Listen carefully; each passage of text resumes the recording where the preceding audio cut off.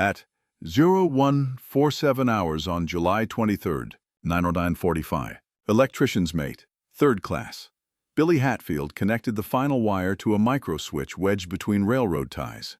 The device consisted of 3 dry cell batteries, a scuttling charge from USS Barb, and 25 kilograms of additional explosive packed into a metal container. The micro-switch would trigger when the weight of a locomotive compressed the rail. The charge would detonate beneath the train. Hatfield had never tested the device. He was constructing it on Japanese soil with a 3-hour deadline. 400 meters away, Barb lay on the surface in shallow water. If dawn caught them ashore, the submarine would have to submerge without them. The plan was unprecedented. United States submarines had operated throughout the Pacific for 3 years. They had sunk over 1,000 Japanese merchant ships and hundreds of warships. They had landed reconnaissance teams, evacuated civilians, and rescued downed pilots. They had never conducted a ground combat operation on Japanese territory. Commander Eugene Fluckey intended to change that. He would land 8 men on Karafuto, the southern portion of Sakhalin Island, and destroy a railroad supplying Japanese forces in northern Japan. The operation would be the only ground assault on the Japanese home islands during World War II. The story begins in May 1944, when Fluckey assumed command of USS Barb at Pearl Harbor. He was 31 years old. He had graduated from the Naval Academy in 1935 and served on multiple submarines before receiving his first command. Barb was a Gato-class submarine, commissioned in July 1942. Standard displacement was 1,526 tons surfaced, 2,424 tons submerged. Length overall was 95.03 meters. Beam was 8.31 meters. Draft was 4.65 meters. Crew complement was 6 officers and 54 enlisted men. The propulsion system consisted of 4 General Motors, Model 16248 V16 diesel engines driving electric generators. The generators charged batteries and powered 4 General Electric motors connected to 2 propeller shafts. Maximum speed was 20.25 knots surfaced, 8.75 knots submerged. Operating depth was 91 meters officially. Most Gato-class submarines regularly exceeded that depth when evading depth charges. Cruising range was 11,000 nautical miles surfaced at 10 knots. Submerged endurance was 48 hours at 2 knots before batteries required recharging. Armament consisted of 10 21-inch torpedo tubes, 6 forward, 4 aft. The standard load was 24 Mark 14 torpedoes. Each torpedo weighed 1,571 kilograms, carried a 294-kilogram warhead, and had a range of 4,570 meters at 46 knots. Additional weapons included one 3-inch 50-caliber deck gun, one 40mm Bofors anti-aircraft gun, and multiple 20mm Oerlikon cannons. The deck gun was positioned aft of the conning tower and was used against small vessels not worth torpedoes. Barb had completed 7 war patrols before Fluckey took command. Her record was adequate but not exceptional. She had sunk 5 vessels totaling approximately 15,000 tons. Under Fluckey, that changed. His 8th patrol beginning May 21st, 1944, resulted in 5 ships sunk totaling over 15,000 tons. His 9th patrol resulted in 4 ships sunk. His 10th patrol resulted in 3 ships sunk, including the escort carrier Unyo, struck by 4 torpedoes on September 17, 1944.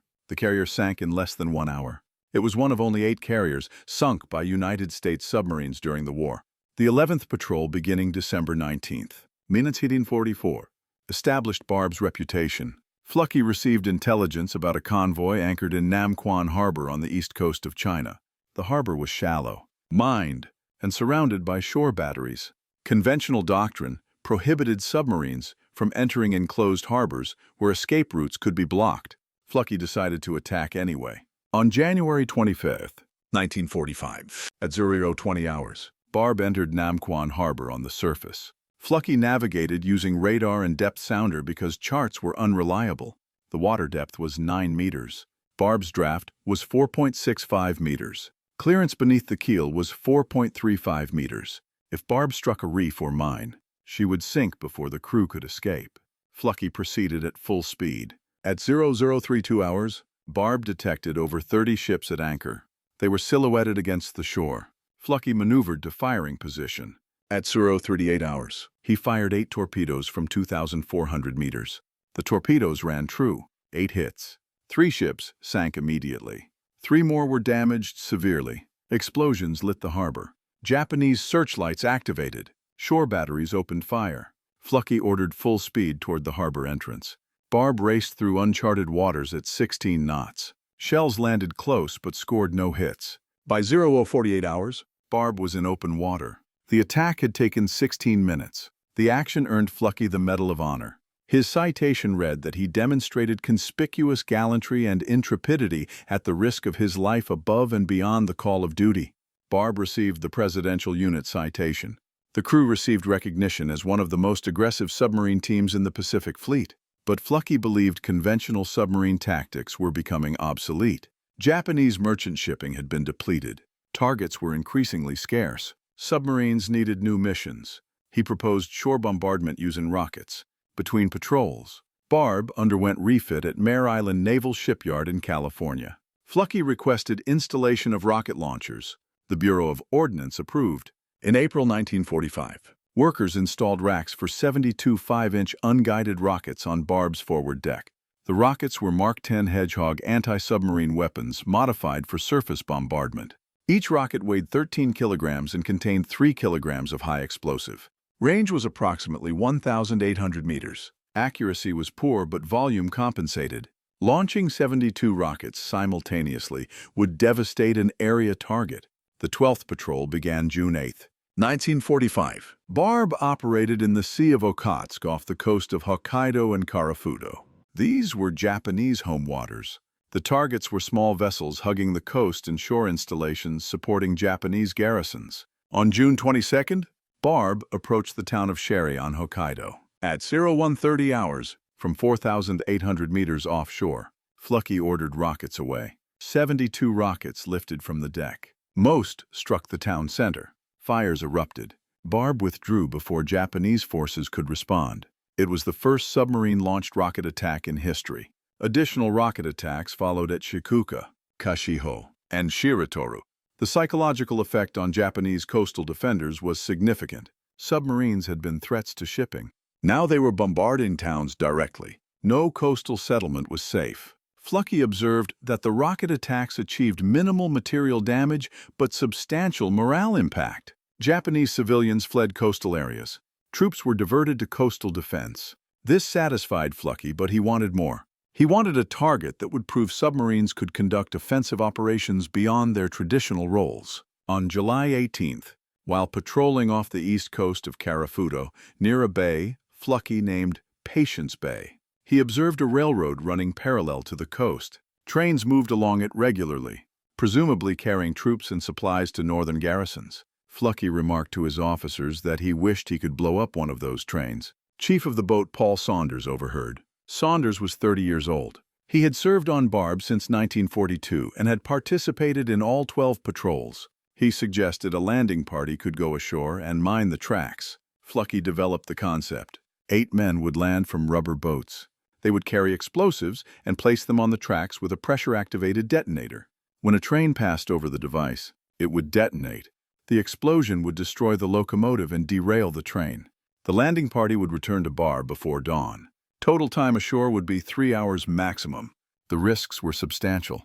The landing party would be operating on Japanese soil. If captured, they would be executed as spies rather than treated as prisoners of war. If Barb was detected, she would have to submerge and abandon the shore party. If the explosives detonated prematurely, the landing party would be killed. If Japanese patrols discovered them, they would be outnumbered and unable to retreat. Fluckey believed the operation was achievable if properly planned.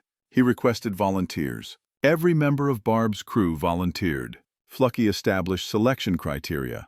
Volunteers must be unmarried. This would minimize impact on families if casualties occurred. Volunteers should have Boy Scout or outdoor experience. This would provide useful skills for moving through unfamiliar terrain at night. Volunteers must be physically fit and capable of paddling rubber boats through surf. 8 men met the criteria. Lieutenant William Walker, the engineering officer, would lead. Chief gunner's mate Paul Saunders would be second in command. Electrician's mate, 3rd class.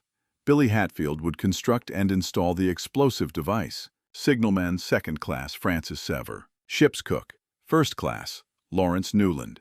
Torpedo man's mate, 3rd class, Edward Klingesmith. Motor machinist's mate, 2nd class, James Richard. And motor machinist's mate, 1st class, John Markison, completed the team.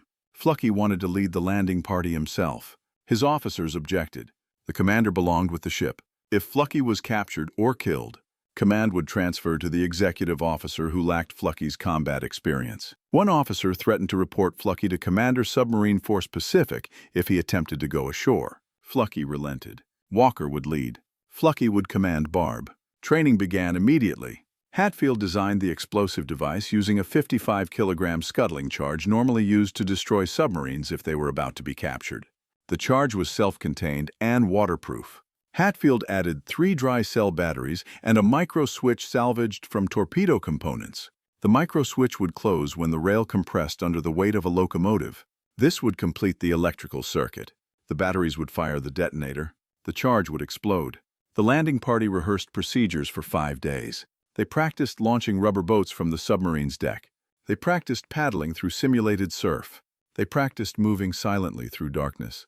They practiced installing the explosive device under time pressure. By July 22nd, Fluckey judged them ready. Weather was critical. The landing required darkness but also required clear enough skies that the landing party could navigate by starlight. Fog would conceal them from Japanese observers, but would also prevent them from finding the railroad.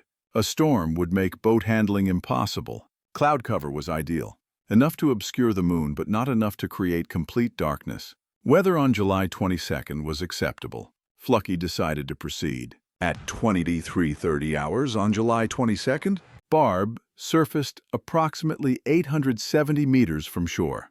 The water depth was 15 meters, too shallow for comfortable operations but necessary to position close enough for the boats to reach shore quickly. The shoreline was visible as a dark mass against slightly lighter sky. No lights showed. Japanese blackout procedures were effective. The landing party assembled on deck. They wore dark clothing. They had blackened their faces with burnt cork. They carried the explosive device, tools, weapons, and a red-lensed flashlight. The rubber boats were inflated and loaded. Walker briefed the mission one final time. 3 hours maximum. If they were not back by 02:30 hours, Barb would submerge without them.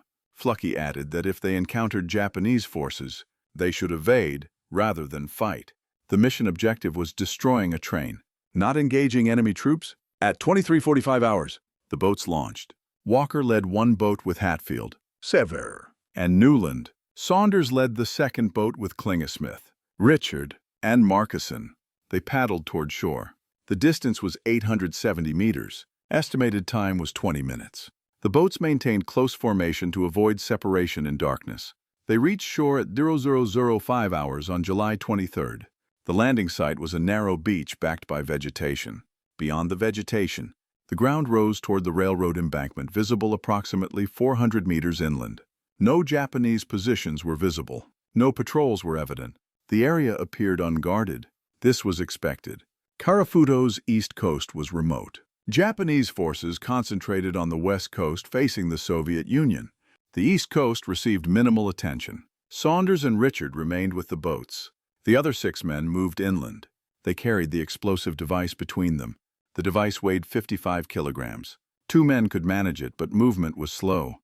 They reached the railroad embankment at 00:25 hours. The tracks were standard gauge. The rails were steel.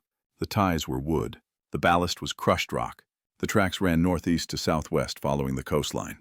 They selected a location on a curve where approaching trains would be visible. Hatfield and Walker began excavating beneath the tracks. They used entrenching tools to dig out ballast and create a cavity under the ties.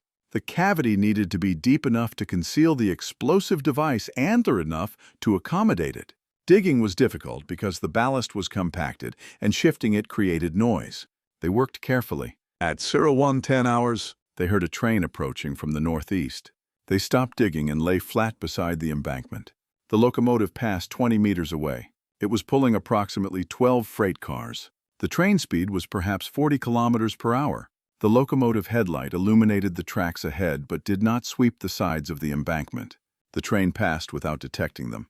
They resumed digging. By 01:30 hours, the cavity was complete. Hatfield placed the explosive device in the cavity and positioned it so the microswitch contacted the underside of the rail. He connected the wires from the batteries to the microswitch and detonator. He tested continuity with a multimeter. The circuit was complete. Any pressure sufficient to compress the rail by more than 2 millimeters would close the microswitch and detonate the charge. A locomotive weighing over 100 tons would compress the rail significantly more than 2 millimeters. They covered the device with ballast to conceal it. They smoothed the surface to match the surrounding embankment. By 0:40 hours, the installation was complete. They returned to the boats. The time ashore had been 95 minutes. They had 45 minutes remaining before the deadline. At 0:47 hours, they heard another train approaching. This one came from the southwest. It was moving faster than the first train, perhaps 60 kilometers per hour. The locomotive reached the mine section of track at 1:47 hours and 30 seconds. The microswitch closed. The circuit completed. The detonator fired. 55 kilograms of explosive detonated directly beneath the locomotive's boiler. The explosion was massive. The boiler ruptured. Steam and wreckage flew upward. Fluckey, observing from Barb's bridge. Estimated debris reached 60 meters altitude. The locomotive derailed and tumbled down the embankment. The first 4 cars derailed and piled into the wreckage. The remaining cars accordioned together. Several caught fire. Flames illuminated the scene. The destruction was spectacular. The landing party reached the boats and began paddling. Behind them, fires spread. Ammunition began cooking off. Secondary explosions suggested the train had been carrying munitions. The landing party paddled steadily. They reached Barb at 1:52 hours, 5 minutes after the explosion. Crew members pulled them aboard. Fluckey ordered slow ahead. Barb moved away from the coast at 2 knots. The water was too shallow to submerge. Speed was limited by risk of grounding. Fluckey opened the intercom to all compartments. All hands not essential to maneuvering the ship were granted permission to come topside.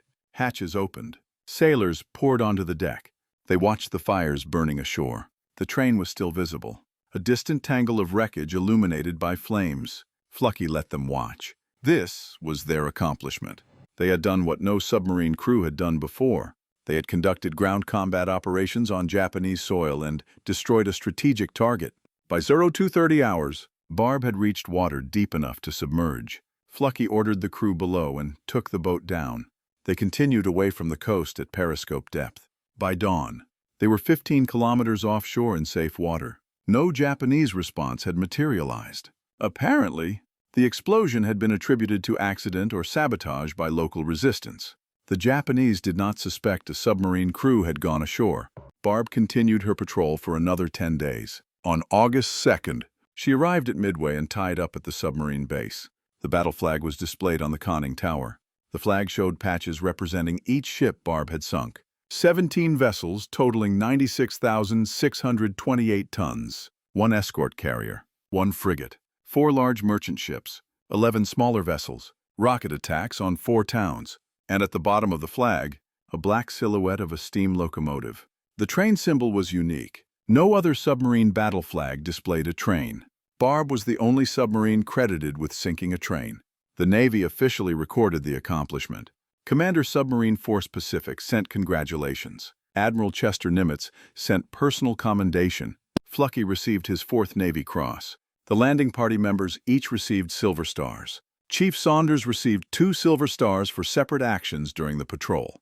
The strategic impact was minimal. 1 train destroyed.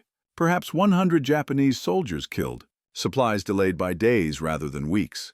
The railroad was repaired quickly.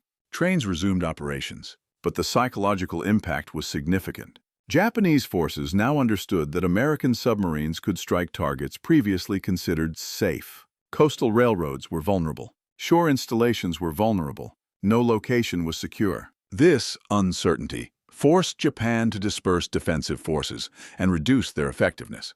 The tactical lesson was that submarines could conduct operations beyond traditional roles. Barb had demonstrated this through rocket attacks and the train raid. Other submarines adopted similar tactics. USS Segundo conducted rocket attacks on Matsuo Island in the Kuriles. USS Palau and USS Aspro bombarded shore targets with deck guns. The submarine force expanded its mission set to include operations previously assigned to surface ships or aircraft. The war ended 2 weeks after Barb returned to Midway. Japan surrendered on August 15, 1945, following atomic bombings of Hiroshima and Nagasaki. Barb's final patrol became her last combat operation. She was decommissioned in February 1947 and placed in reserve. She was recommissioned in December 1951 for Korean War service but did not deploy to combat zones. She was decommissioned again in February 1954 for conversion to the Guppy configuration. The Greater Underwater Propulsion Power Program modernized submarines with streamlined hulls and improved battery capacity. Barb received a Guppy IB conversion, the most austere version. In December 1954, Barb was loaned to Italy under the Mutual Defense Assistance Program. She was recommissioned as Enrico Tazzoli and served with the Italian Navy until 1972. She was returned to the United States and struck from the Naval Vessel Register in October 1972. She was sold for scrap for $100,000. Fluckey later remarked that if he had known about the scrapping, he and his crew would have purchased the submarine and preserved her as a museum ship. Multiple Gato-class submarines were preserved. Barb was not among them. Fluckey remained in the Navy after the war. He commanded other submarines and held staff positions. He was promoted to Rear Admiral in 1960. He retired in 1972 after 37 years of service. His decorations included the Medal of Honor, 4 Navy Crosses, the Legion of Merit, and multiple campaign medals. He was recognized as the most successful submarine commander of World War II based on tonnage sunk. His record was 94,409 tons officially credited. Some sources claim higher totals, but official Navy records use the 94,000 figure. Fluckey's achievement extended beyond tonnage. He innovated tactics. He took calculated risks that other commanders avoided. He attacked in situations where doctrine prohibited engagement. He entered mined harbors, operated in shallow water, conducted shore bombardment, and landed troops on enemy territory. He did this while maintaining 0 casualties. No member of Barb's crew under Fluckey's command was killed or seriously injured. This was extraordinary given the aggressive nature of his operations. The 0 casualty record was Fluckey's greatest pride. He stated in interviews that sinking ships was expected. Keeping his crew alive while doing so was the real accomplishment. Submarine warfare had a 25% casualty rate. 1 in 4 American submarines was lost during the war. 52 submarines and 3,500 men. Barb could have been one of them. The Namquan harbor attack risked the entire boat. Entering shallow coastal waters risked grounding or mine strikes. Conducting rocket attacks exposed the boat to counterfire. Landing troops on enemy shores risked capture. Every aggressive action increased risk. Fluckey managed that risk successfully for 5 consecutive patrols. Chief Saunders described Fluckey as a commander who trusted his crew and encouraged initiative. Saunders suggested the train raid concept. Fluckey approved and supported it. Hatfield designed the explosive device. Fluckey provided resources and time to test it. Walker organized the landing party. Fluckey gave them autonomy to execute their plan. This command style created an environment where innovative ideas could develop into effective operations. The crew's perspective on Barb's operations was documented in post-war reunions and interviews. They described life aboard a combat submarine as alternating between extreme boredom and extreme terror. Patrols lasted 60 to 75 days. Most of that time was spent transiting to and from patrol areas. Contacts were infrequent. When contacts occurred, everything happened rapidly. Torpedoes were fired. Depth charges were evaded. Damage was repaired. Then boredom resumed. The pattern repeated throughout the patrol. Living conditions were cramped. 60 men occupied a pressure hull, 8.31 meters in diameter and 95 meters long. Sleeping space was inadequate. Crew members hot bunked, meaning multiple sailors shared the same bunk on different watches. Privacy did not exist. Fresh water was rationed. Showers were infrequent. Food quality declined as the patrol progressed because refrigeration was limited. Fresh vegetables and meat were consumed first. Canned and dried provisions followed. By the end of a patrol, the crew ate whatever remained. But the crew of Barb considered themselves fortunate. They served under a commander they trusted. They participated in successful operations. They survived. Many submarines did not. USS Tang was sunk in October 1944 by its own torpedo. USS Bullhead was sunk in August 1945, the last American submarine lost in the war. USS Wahoo, USS Harder, USS Growler, and dozens of others were sunk by Japanese forces. The crews of those submarines did not return. Barb's crew returned every time. The legacy of Barb is preserved in the Submarine Force Library and Museum at Groton, Connecticut. The museum displays Barb's battle flag. The flag is faded, but the patches remain visible. 17 ships, 4 rocket attacks, 1 train. The flag represents over 94,000 tons of enemy shipping destroyed and countless missions supporting the war effort. The museum also displays photographs of Barb's crew, the rocket launchers mounted on her deck, and the landing party that destroyed the train. In October 2020, the Secretary of the Navy announced that a Virginia-class attack submarine would be named USS Barb, hull number SSN 804. This will be the third ship to bear the name. The first Barb served from 1942 to 1972. The second Barb, hull number SSN 596, served from 1963 to 1989. The third Barb will carry the legacy of Fluckey and his crew. The keel laying is scheduled for 2027. Commissioning will occur approximately 3 years later. The submarine will serve for 30 years or more. The name Barb will continue in the fleet. The train raid remains unique in naval history. No other submarine has sunk a train. No other submarine crew has conducted ground combat operations on enemy home territory during World War II. The operation demonstrated that submarines could execute missions beyond their designed capabilities if commanded by officers willing to innovate and crewed by sailors willing to follow. The risks were substantial. The execution was precise. The result was success. This was USS Barb, not the most famous submarine, not the submarine with the most dramatic history, but the submarine that did what others did not attempt. She entered mined harbors when doctrine prohibited it. She fired rockets at shore targets when no submarine had done so before. She landed troops on Japanese soil and destroyed a train. She did this while losing no crew members to enemy action. That is the Barb story. Innovation, aggression, competence, and the only submarine to sink a train.